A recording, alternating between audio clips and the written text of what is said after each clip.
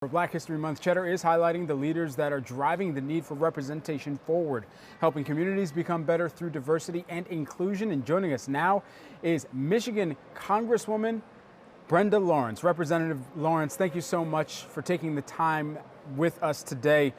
We got to know what makes this year's Black History Month different than previous years, especially looking back at the summer of 2020, the reckoning and the calls for change that so many Americans across 50 states have made. To top it off, we elected the first Black woman in the history of this country to be the Vice President of the United States. And you put that on top of all of the outcry across this country. It wasn't just African Americans, it was the American people saying that we need to collectively address racism in our country. And so 2021, I tell people I survived the three I's. I survived an insurrection. I survived and stood on the floor to call for the impeachment of the President of the United States. And then I sat there and was able to exhale, witnessing a peaceful transfer of power in our inauguration and the first Black woman to serve as our vice president. You certainly have seen so much during your time servicing not only the people of Michigan, but adding your voice to the national conversation on the committees that you serve in as well, which we'll get to in just a hot second. We are still in the middle of this pandemic, though, that's disproportionately hurt people of color. Do you think that President Biden's COVID relief plan does enough to address that disparity, and what more would you call on from the president? Well, we're going to have to address the disparity in African Americans and Black Americans and Brown Americans getting the vaccine. That cannot go unnoticed. And I so appreciate the guidance and the deliberate commitment to getting shots in arms to fight this pandemic.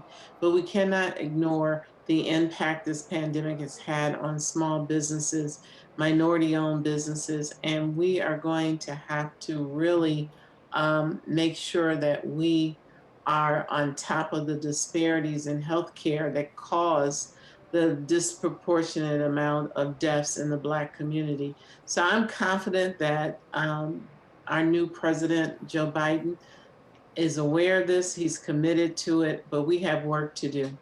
In some of that work as well, people would look back to the aid during the fallout of the financial recession and the seeking of answers and solutions that the Obama-Biden administration at that time needed to put together, and in bailing out some of the companies that are even in manufacturing, auto companies that are in the great state of Michigan, as you well know. And so with that in mind, now Americans are looking at the government and asking, where is the similar bailout for individual households and the aid and stimulus perhaps that's needed, the relief? And where do you stand on the conversations that are taking place? When do you see a solution coming forward that will be sustainable? You know, it's when you go into the seat of government, it is making sausage. It is so incredibly challenging how slow the process is because I'm uniquely aware of the challenges that are day to day for the people in my district, in this country, that they need help.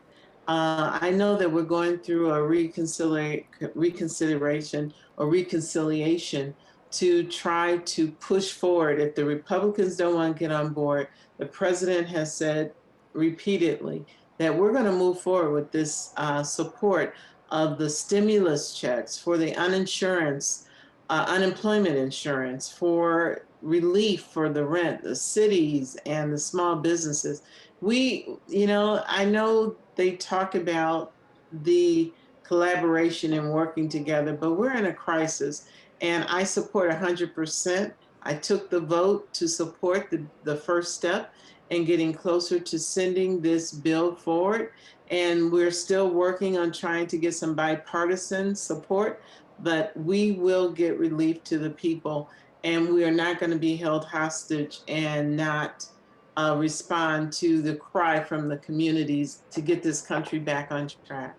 Another big story that we have to get your perspective on, GameStop, as we've been watching a whole new wave of retail investors taking to trading platforms like Robinhood and some of their competitors. What is your take, your perspective on this recent market volatility and the surrounding controversy, particularly around the retail investors versus some of the larger players in the investment space, the hedge funds, if you will? So we were kind of shaken. A lot of us were like, what is happening? What is Robinhood? It's been a lot of questions. But one of the things that I'm very supportive of is that our finance committee has established an investigation so we can find out what are all these moving parts.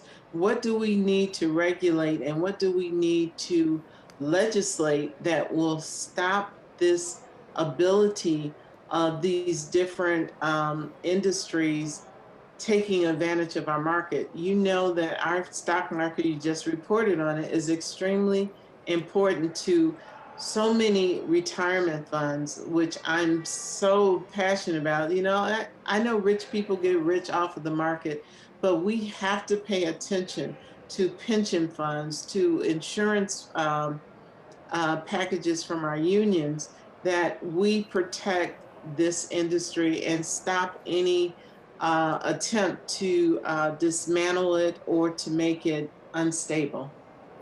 I want to come back to something that you mentioned earlier and the many things that you have survived during your time working in Washington and representing the people within your district in Michigan in the insurrection. And on that day, particularly if I can start with what was going through your head, even as we were hearing some accounts attempt to be disputed on social media and back and forth between some of the other elected officials and the people who, quite frankly, are able to just post behind the veil of a Twitter profile right now?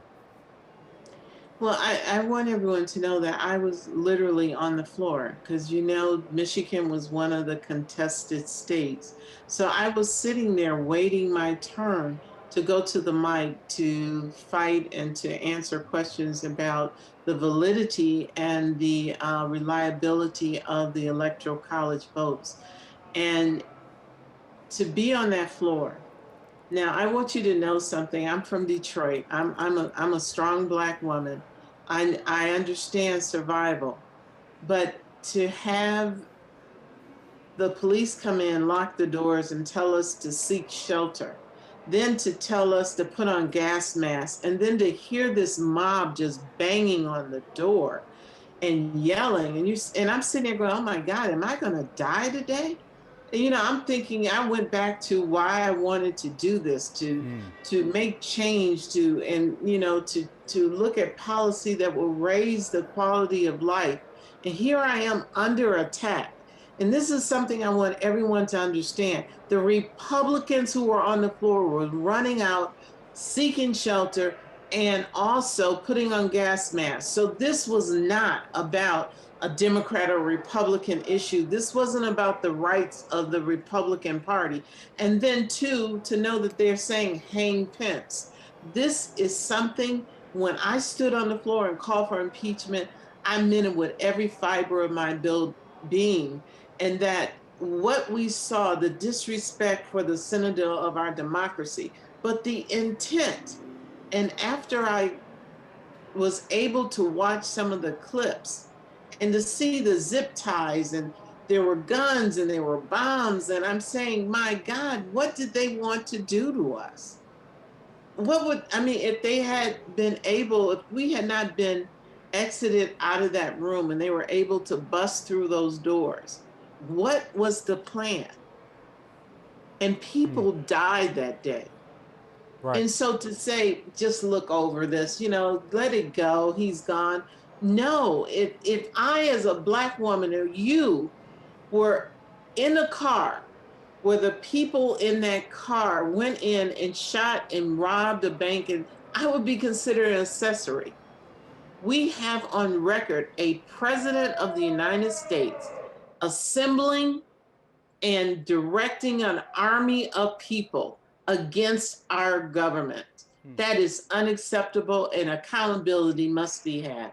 Just lastly, we only have about a minute left here, but we do know that former President Trump has been served by the lead House impeachment manager a letter to testify under oath in the Senate's trial on the article of impeachment related to the insurrection of January 6, 2021. What are you expecting from the Senate trial? We only have a few seconds left. I only accept. I expect some of the same rhetoric. I expect for him to use that time to say he was cheated out of the election and that people just don't like him. This has nothing to do with liking a president. This is about his actions and accountability. Michigan Congresswoman Brenda Lawrence, thank you so much for taking the time here with us today. We certainly do appreciate it.